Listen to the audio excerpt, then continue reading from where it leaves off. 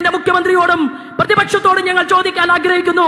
നിങ്ങൾ ഇതൊന്നും കേരളത്തിലെ പാവങ്ങൾക്ക് കൊടുക്കാതെയാണ് നിങ്ങൾ കാത്തിരുന്നത്.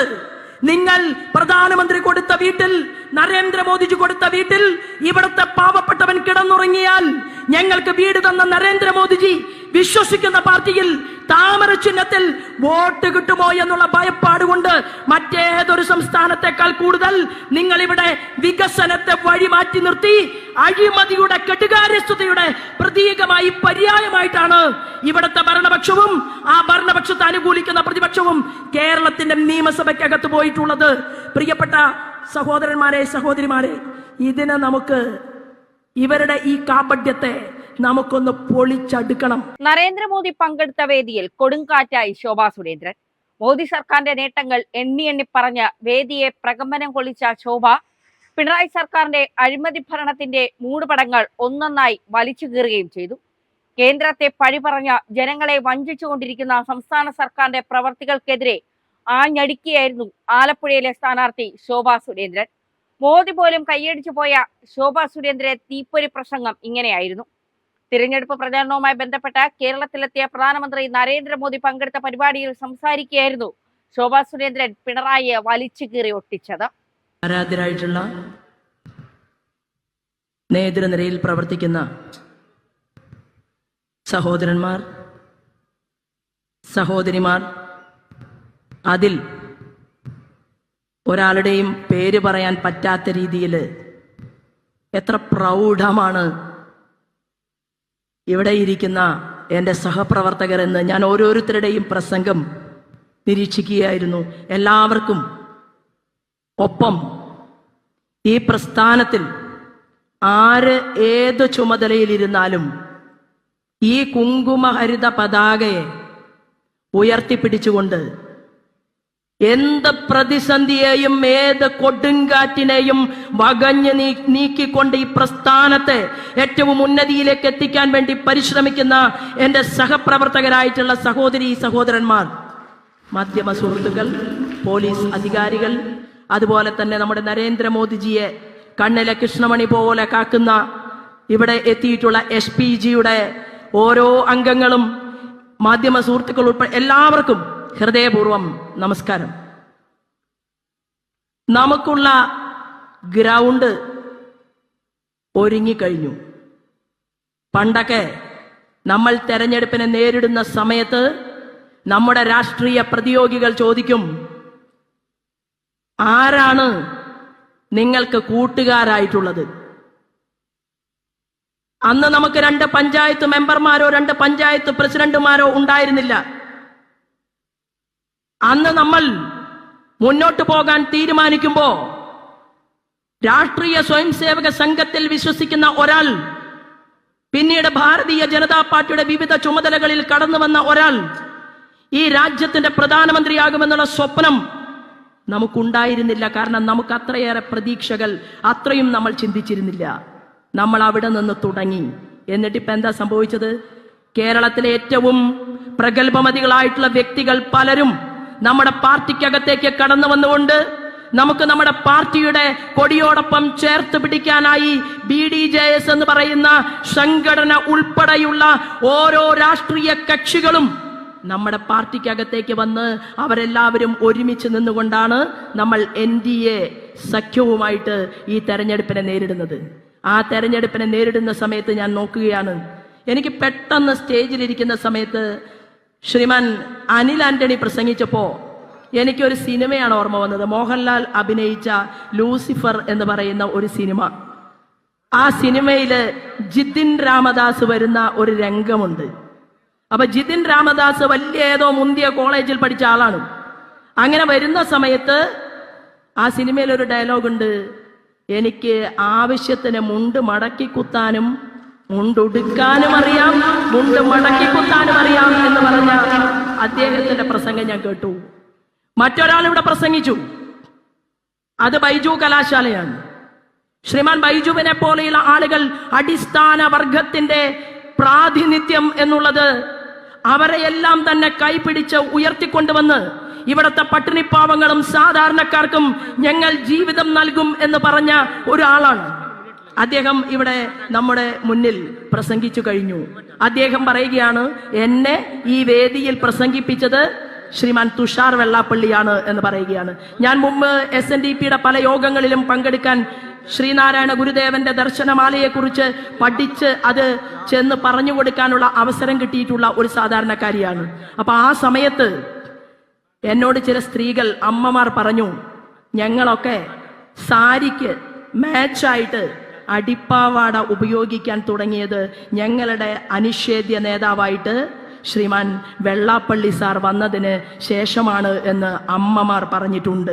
ഞാനതിവിടെ സൂചിപ്പിക്കാൻ കാരണം, പട്ടിണി ഉണ്ടായിരുന്നു, സ്വന്തം മകന് ഡോക്ടറാകാനോ എഞ്ചിനീയർ ആകാനോ 10 രൂപ കടം വാങ്ങാനോ കിട്ടാത്ത ഒരു സാഹചര്യം ഉണ്ടായിരുന്നുവെങ്കിൽ അതിനെ മാറ്റിമറിക്കാൻ വേണ്ടിയിട്ട് ആ മഹാപ്രസ്ഥാനത്തിന്റെ തലപ്പത്ത് നിന്നവർക്ക് സാധിച്ചുവെങ്കിൽ ശ്രീമാൻ തുഷാർ വെള്ളാപ്പള്ളി നമ്മുടെ പ്രസ്ഥാനത്തിനകത്തേക്ക് കടന്നു വന്നപ്പോ നമുക്കൊരു ജ്യേഷ്ഠ സഹോദരനെ, നമുക്കൊരു സഹോദരനെ കിട്ടി എന്നുള്ളതാണ്.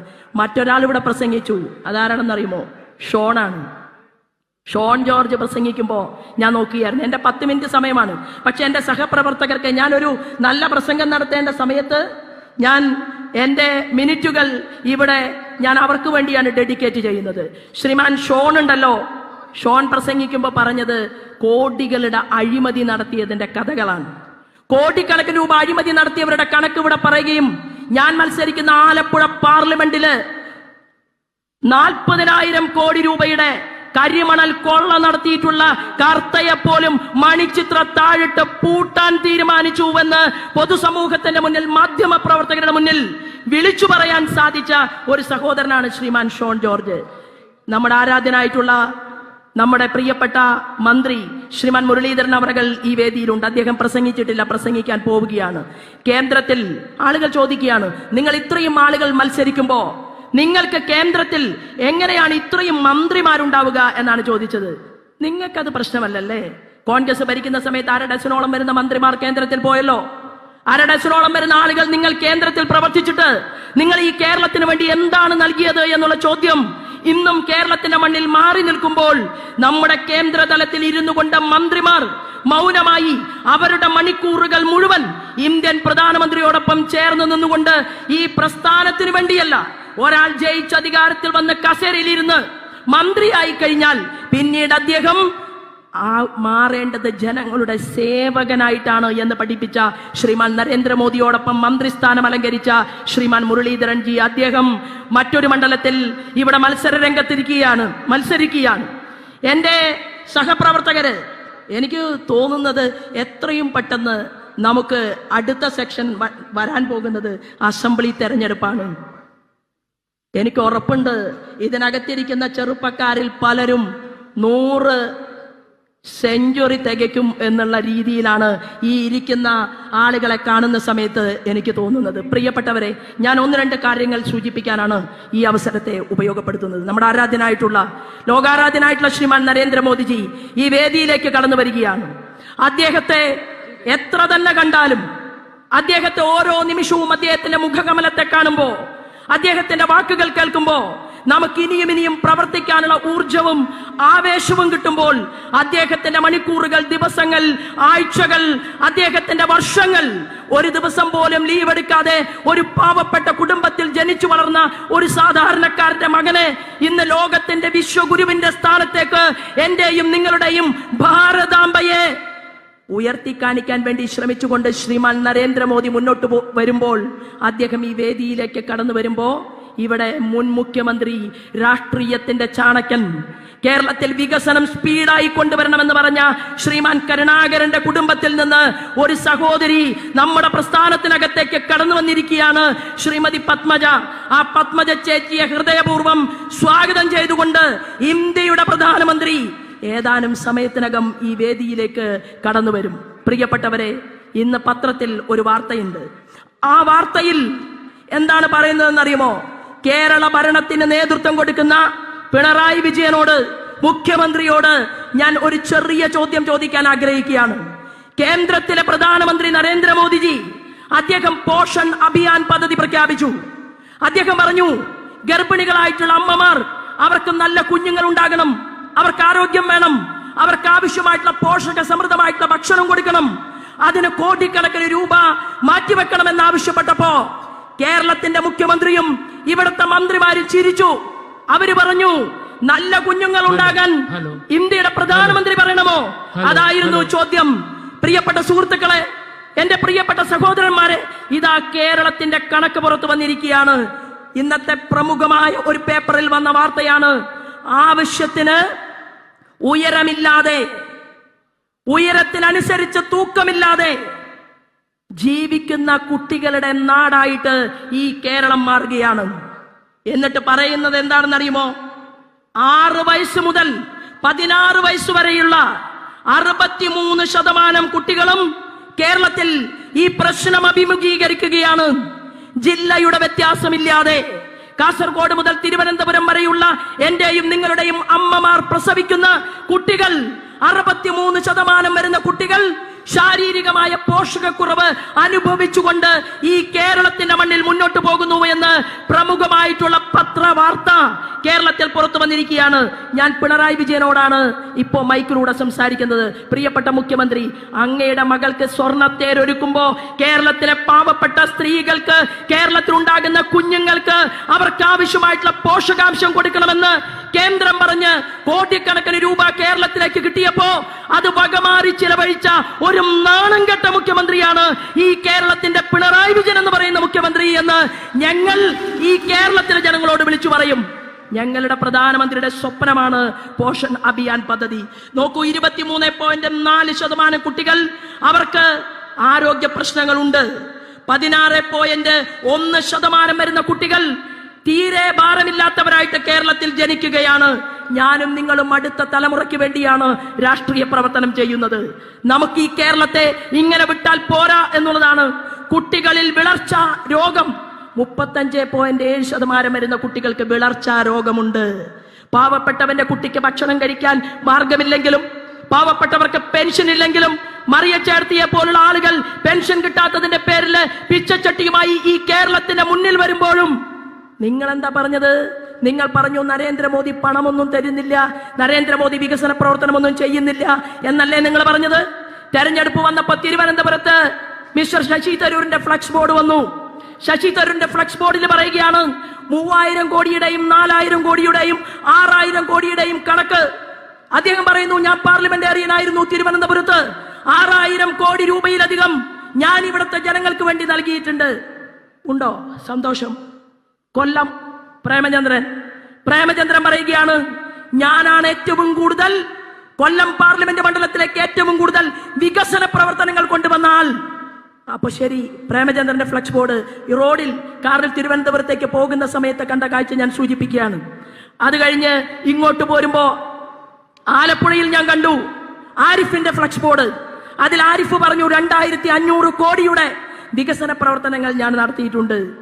ചുരുക്കി പറഞ്ഞാൽ കേരളത്തിലെ MP-മാർ ഇത്ര കണ്ട് പണം നിങ്ങളുടെ മണ്ഡലത്തിൽ ചിലവഴിച്ചിട്ടുണ്ട് എന്ന് ഇപ്പോഴെങ്കിലും ഈ വൈകിയ വേളയിലെങ്കിലും നിങ്ങൾ പറയാൻ തയ്യാറായി എന്ന് പറഞ്ഞാൽ അതിനർത്ഥം ഇന്ത്യയുടെ പ്രധാനമന്ത്രി കേരളത്തോട് പക്ഷപാതമില്ലാതെ ഒരു MLA വിജയിപ്പിച്ചിട്ടില്ലെങ്കിലും MP-യെ വിജയിപ്പിച്ചിട്ടില്ലെങ്കിലും കേരളത്തെ നെഞ്ചോട് ചേർത്ത ആരാധ്യനായ നരേന്ദ്രമോദിയുടെ ഒരു ഫോട്ടോ പോലും ഒരു പദ്ധതിയിലും നിങ്ങൾ എഴുതി ചേർത്തിട്ടില്ലെങ്കിലും ഞങ്ങൾ ജനങ്ങളോട് പറയും, ഈ കണക്കുകൾ ഭാരതീയ ജനതാ പാർട്ടിയുടെ നേതൃത്വം, ഇവിടത്തെ NDA-യുടെ നേതൃത്വം ഞങ്ങൾ വീട് വീടാന്തരം ഈ കണക്കുകൾ പറയാൻ തീരുമാനമെടുത്തുകൊണ്ടാണ് ഈ തെരഞ്ഞെടുപ്പ് പോരാട്ടത്തിന്റെ മുന്നിൽ നിൽക്കുന്നത്.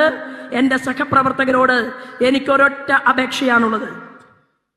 നമ്മൾ കുറെ കാലമായി കഠിന പ്രയത്നം ചെയ്യാൻ തുടങ്ങിയിട്ട് 41 ദിവസം വ്രതമെടുത്തുകൊണ്ട് ശബരിമലയിലേക്ക് പോകുന്നത് പോലെ ഇനിയുള്ള ഓരോ മണിക്കൂറുകളും കഠിനമായിട്ടുള്ള വ്രതമെടുക്കുന്നത് പോലെ നിങ്ങളുടെ മണ്ഡലത്തിലെ സ്ഥാനാർത്ഥിയുടെ വിജയത്തിന് വേണ്ടി നിങ്ങൾ കഷ്ടപ്പെട്ട് പ്രവർത്തിക്കാൻ തീരുമാനിച്ചുകൊണ്ടാണ് നിങ്ങൾ ഓരോരുത്തരും ഇവിടേക്ക് എത്തിച്ചേർന്നിട്ടുള്ളത്. ആ വ്രതത്തിന്റെ റിസൾട്ട് കേരളം അങ്ങോളം ഇങ്ങോളം ഉണ്ടാകാൻ പോകുമ്പോ നമ്മുടെ ലോകാരാധ്യനായിട്ടുള്ള ശ്രീമാൻ നരേന്ദ്രമോദിജിയുടെ സ്വപ്നം പൂവണിയിക്കപ്പെടും എന്നുള്ളതാണ്. അങ്ങനെ ചില താമരകൾ വിരിയിച്ചെടുത്തുകൊണ്ട് കേന്ദ്രമന്ത്രിമാരായിട്ട് ആളുകളെ പറഞ്ഞയക്കാനും MP-മാരായിട്ട് ചില ആളുകളെ മാറ്റാനും കിട്ടിയിട്ടുള്ള ഈ അസുലഭ അവസരത്തെ ഉപയോഗപ്പെടുത്താൻ വേണ്ടിയിട്ട് നമ്മൾ മുന്നോട്ട് പോകുന്ന സമയത്ത് ലോകം ശ്രദ്ധിച്ച ലോകാരാധ്യനായിട്ടുള്ള ശ്രീമാൻ നരേന്ദ്രമോദിജിയുടെ വാക്കുകൾ ഒരു കാര്യം സൂചിപ്പിച്ചുകൊണ്ട് ഞാൻ എന്റെ വാക്കുകൾ നിർത്തുകയാണ്. ഒരു മുദ്രാവാക്യം ഉണ്ടായിരുന്നു പണ്ട്, പത്മജേച്ചിക്ക് ഓർമ്മയുണ്ടാവും, ഗരീബി ഹടാവോ. അതായിരുന്നു ഇന്ത്യൻ നാഷണൽ കോൺഗ്രസിന്റെ ഒരു വലിയ മുദ്രാവാക്യം. ദാരിദ്ര്യത്തെ മാറ്റൂ, നോർത്ത് ഇന്ത്യയുടെ തെരുവേദികളിൽ ദാരിദ്ര്യത്തെ മാറ്റൂ എന്ന് പറഞ്ഞ് നിങ്ങൾക്ക് റേഷൻ മിലേഗ ഒരു മുദ്രാവാക്യമായിരുന്നു, നിങ്ങൾക്ക് റേഷൻ കിട്ടും. മറ്റൊരു മുദ്രാവാക്യമായിരുന്നു സാരേ ലോഗോം കോ അസ്പത്താൽ may free ration മിലേഗ, അസ്പത്താൽ may free medicine മിലേഗ. എല്ലാ പാവങ്ങൾക്കും ആശുപത്രിയിൽ സൗജന്യമായിട്ട് മെഡിസിൻ ലഭിക്കും, മിലേഗ കിട്ടും. ഓരോ സെക്ടറിനെ കുറിച്ചും മുൻകാല കോൺഗ്രസിന്റെ നേതാക്കന്മാർ പറഞ്ഞു, പ്രസംഗിച്ചു, പാവപ്പെട്ടവരോട് പറഞ്ഞു നിങ്ങൾക്കെല്ലാം കിട്ടും. പക്ഷേ ഇന്ത്യയുടെ പ്രധാനമന്ത്രി നരേന്ദ്രമോദി അദ്ദേഹം പറഞ്ഞത് മിലേഗ എന്നല്ല, മിൽഗയ. 5 ലക്ഷം വരുന്ന ആയുഷ്മാൻ ഭാരത് പദ്ധതി നിങ്ങൾക്ക് കിട്ടിയിട്ടില്ല എന്നാണ് നരേന്ദ്രമോദി ചോദിച്ചത്. നിങ്ങൾക്ക് പ്രധാനമന്ത്രി ആവാസ് യോജന പദ്ധതി കിട്ടിയില്ലേ? അതാണ് നരേന്ദ്രമോദിജി ചോദിച്ചത്. നിങ്ങൾക്ക് ഇവിടുത്തെ പാവപ്പെട്ട അമ്മമാരോട് ചോദിച്ചു, ഇന്ദ്രധനുഷ് പദ്ധതി നിങ്ങൾക്ക് കിട്ടിയില്ലേ? അദ്ദേഹം ചോദിച്ചു. മാതൃബന്ധൻ യോജന നിങ്ങൾക്ക് കിട്ടിയിട്ടില്ലേ? അദ്ദേഹം ചോദിച്ചു. ബേട്ടി പഠാവോ ബേട്ടി ബച്ചാവോ നിങ്ങൾക്ക് കിട്ടിയില്ലേ? അദ്ദേഹം ചോദിച്ചു. സർവശിക്ഷാ അഭിയാൻ പദ്ധതി, ആരാധനായ അടൽ ബിഹാരി വാജ്പേയിയുടെ സ്വപ്ന പദ്ധതി എല്ലാ ക്ലാസ് മുറികളിലേക്കും കിട്ടിയിട്ടില്ലേ? അതാണ് ശ്രീമാൻ നരേന്ദ്രമോദി ചോദിച്ചത്. ആളുകൾ മോദിജിയോട് പറയുകയാണ്, ഒരു പാവപ്പെട്ട സ്ത്രീയുടെ കുടിലിലേക്ക് ഗ്യാസ് കണക്ഷൻ കൊടുത്തതിന് ശേഷം നരേന്ദ്രമോദിജി കയറി ചെന്നപ്പോ ആ സഹോദരി പകച്ച മുഖം, സന്തോഷം കൊണ്ടും കരയണോ ചിരിക്കണോ എന്നറിയാതെ ആ സഹോദരി എണീറ്റ് നിന്നുകൊണ്ട് ചായയുണ്ടാക്കി ഇന്ത്യൻ പ്രധാനമന്ത്രിയുടെ കൈകളിലേക്ക് കൊടുത്തപ്പോ അദ്ദേഹം ചോദിച്ചു, ഉജ്ജ്വൽ യോജനക്ക ഗ്യാസ് മിൽഗയ, ഗ്യാസ് നിങ്ങൾക്ക് കിട്ടിയോ? നരേന്ദ്രമോദി ചോദിച്ചപ്പോ മിൽഗയി എന്നാണ് പറഞ്ഞത്. പ്രിയപ്പെട്ടവരെ, കിട്ടിയെന്നാണ് അമ്മ പറഞ്ഞത്. വീട് കിട്ടി, ഗ്യാസ് കിട്ടി, വെള്ളം കിട്ടി. പ്രിയപ്പെട്ടവരെ, ആശുപത്രിയിൽ സൗജന്യമായിട്ടുള്ള 5 ലക്ഷം രൂപയുടെ പദ്ധതി കിട്ടി. പക്ഷെ കേരളത്തിന്റെ മുഖ്യമന്ത്രിയോടും പ്രതിപക്ഷത്തോടും ഞങ്ങൾ ചോദിക്കാൻ ആഗ്രഹിക്കുന്നു, നിങ്ങൾ ഇതൊന്നും കേരളത്തിലെ പാവങ്ങൾക്ക് കൊടുക്കാതെയാണ് നിങ്ങൾ കാത്തിരുന്നത്. നിങ്ങൾ പ്രധാനമന്ത്രി കൊടുത്ത വീട്ടിൽ, നരേന്ദ്രമോദിജി കൊടുത്ത വീട്ടിൽ ഇവിടുത്തെ പാവപ്പെട്ടവൻ കിടന്നുറങ്ങിയാൽ ഞങ്ങൾക്ക് വീട് തന്ന നരേന്ദ്രമോദിജി വിശ്വസിക്കുന്ന പാർട്ടിയിൽ താമര ചിഹ്നത്തിൽ വോട്ട് കിട്ടുമോ എന്നുള്ള ഭയപ്പാട് കൊണ്ട് മറ്റേതൊരു സംസ്ഥാനത്തെക്കാൾ കൂടുതൽ നിങ്ങൾ ഇവിടെ വികസനത്തെ വഴിമാറ്റി നിർത്തി അഴിമതിയുടെ കെട്ടുകാര്യസ്ഥതയുടെ പ്രതീകമായി പര്യായമായിട്ടാണ് ഇവിടുത്തെ ഭരണപക്ഷവും ആ ഭരണപക്ഷത്തെ അനുകൂലിക്കുന്ന പ്രതിപക്ഷവും കേരളത്തിന്റെ നിയമസഭയ്ക്കകത്ത് പോയിട്ടുള്ളത്. പ്രിയപ്പെട്ട സഹോദരന്മാരെ, സഹോദരിമാരെ, ഇതിനെ നമുക്ക്, ഇവരുടെ ഈ കാപട്യത്തെ നമുക്കൊന്ന് പൊളിച്ചടുക്കണം. അതിന് ഈ വരാൻ പോകുന്ന നാളുകളിൽ നിങ്ങൾ വിളിക്കുന്ന മുദ്രാവാക്യത്തിനും നിങ്ങളുടെ പ്രവർത്തനങ്ങൾക്കും നിങ്ങളുടെ മനസ്സിനും ഈ സമൂഹത്തിന്റെ മുന്നിലേക്ക് കാര്യങ്ങൾ എത്തിക്കാൻ ജഗദീശ്വരൻ നിങ്ങളെ അനുഗ്രഹിക്കട്ടെ എന്ന് പ്രാർത്ഥിച്ചുകൊണ്ട് ഞാൻ ഈ വേദിയിൽ എന്റെ വാക്കുകൾ അവസാനിപ്പിക്കുകയാണ്. ഇതാ കിഴക്കൻ ചക്രവാളത്തിൽ കാവിനിറം സൂര്യോദയം, അരുണ സൂര്യോദയം വരികയാണ്. ആ അരുണ സൂര്യോദയം ആരാധനായ ശ്രീമാൻ നരേന്ദ്രമോദിജിയുടെ പ്രവർത്തനങ്ങളെ ഇനി കേരളത്തിന്റെ അതിരുകൾക്കകത്ത് തളച്ചിടാൻ സാധ്യമല്ല എന്ന് പ്രഖ്യാപിച്ചുകൊണ്ടാണ് സൂര്യകിരണങ്ങൾ ഈ കേരളത്തിലെയും തൊട്ട് തലോടിക്കൊണ്ടിരിക്കുന്നതെങ്കിൽ നമുക്ക് അടൽ ബിഹാരി വാജ്പേയിജി പറഞ്ഞതുപോലെ സൂരജ് ഹോ തോ കമൽ കിലേഗ, സൂര്യനുണ്ടെങ്കിൽ താമര വിരിയിക്കുമെന്നുള്ള ദൃഢപ്രതിജ്ഞ എടുത്തുകൊണ്ടാണ് എന്റെ സഹപ്രവർത്തകന്മാർ ആരാധ്യനായിട്ടുള്ള നരേന്ദ്രമോദിജിയെ ഇവിടേക്ക് സ്വാഗതം ചെയ്യുന്നത്. അദ്ദേഹത്തെ ഹൃദയപൂർവ്വം നമ്മൾ സ്വാഗതം ചെയ്യും. ലോകം കാത്തിരിക്കുന്ന ഈ നരേന്ദ്രമോദിജിയെ, ഭാരതം ഓരോ നിമിഷവും നെഞ്ചേറ്റിട്ടുള്ള നരേന്ദ്രമോദിജിയെ ഞാനും നിങ്ങളും ആരാധനയോടെ കൊതിയോടെ നോക്കിക്കാണുന്ന നരേന്ദ്രമോദിജിയെ കേരളത്തിന്റെ തെരുവീതികളിൽ നമുക്ക് മണിക്കൂറുകൾ കിട്ടിയിട്ടുണ്ടെങ്കിൽ അദ്ദേഹത്തിനൊരു സമ്മാനം, അത് താമരയിൽ നിന്ന് വിജയിക്കുന്ന സ്ഥാനാർത്ഥികളുടെ രൂപത്തിൽ ആ സമ്മാനം തന്നാൽ കേരളത്തെ ഞങ്ങൾ മാറ്റിമറിച്ച് ഇവിടുത്തെ പാവപ്പെട്ടവർക്ക്, ഇവിടുത്തെ ടെക്നോളജിസ്റ്റിന്, ഇവിടുത്തെ ശാസ്ത്രജ്ഞന്, ഇവിടുത്തെ ആബാലവൃദ്ധം വരുന്ന ജനതയെയും കാത്തു സംരക്ഷിച്ചോളാം എന്നുള്ള വാക്ക് തന്നുകൊണ്ടാണ് നമ്മൾ ഒരുമിച്ച് മുന്നോട്ട് പോകുന്നത്. അതിന് എന്റെ സഹപ്രവർത്തകന്മാർക്ക് ആയുരാരോഗ്യവും സമ്പൽ സമൃദ്ധിയും ജഗദീശ്വരൻ നൽകട്ടെ എന്നും നമ്മുടെ ഈ കേരളത്തിന്റെ മാറ്റത്തിനു വേണ്ടി നമ്മൾ സമൂഹത്തോട്, ഇവിടുത്തെ ജനാധിപത്യ വിശ്വാസികളോട് ഞങ്ങൾ അപേക്ഷിക്കുകയാണ്, ഞങ്ങൾ അഭ്യർത്ഥിക്കുകയാണ്. കേരളത്തെ മാറ്റാൻ, കേരളത്തിലേക്ക് വികസനം കൊണ്ടുവരാൻ, കേരളത്തെ ഇനിയും സമൃദ്ധമാക്കാൻ നിങ്ങൾ ഭാരതീയ ജനതാ പാർട്ടിയുടെ സ്ഥാനാർത്ഥികൾക്ക്, ഞങ്ങളുടെ BDJSന്റെ NDAയുടെ സ്ഥാനാർത്ഥികൾക്ക് താമര ചിഹ്നത്തിലും വോട്ടുകൾ നൽകിക്കൊണ്ട് തിരഞ്ഞെടുത്തയക്കണമെന്ന് മാത്രം അഭ്യർത്ഥിച്ചുകൊണ്ട് ഞാൻ എന്റെ കൊച്ചുവാക്കുകൾ നിർത്തുകയാണ്. വന്ദേ മാതരം.